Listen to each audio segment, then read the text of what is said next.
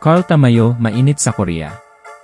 Nagpakitang gilas kontra kay Sisi, 19 na puntos ang kanyang naitala. Sa unang quarter pa lang, agad nang bumitaw ng 3 si Tamayo. Ngunit sumagot din kaagad ang kay Sisi mula sa labas. Sa kalagitnaan ng unang quarter, nagpakawala si Tamayo ng isang long jumper.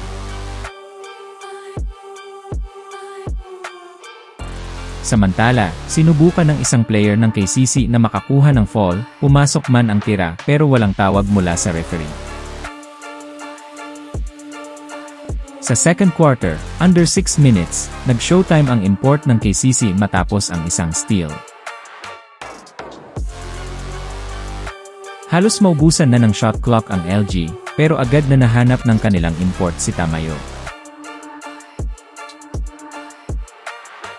Nagmintis man ang unang tira ng isa pang import ng LG, naka-follow up check up naman agad si Tamayo para sa puntos. Hindi pa natapos ang init ni Tamayo, nahanap pa niya ang kanilang sharpshooter sa 3.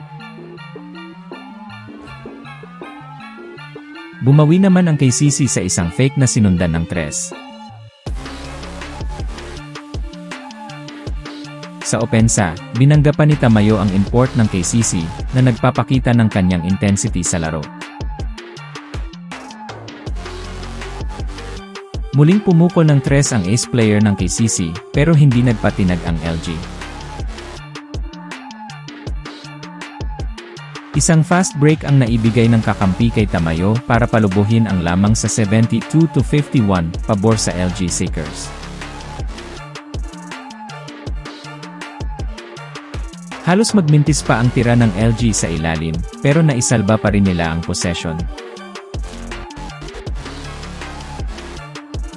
Nagtapos ang laban sa score na 74-52, panalo ang LG Seekers.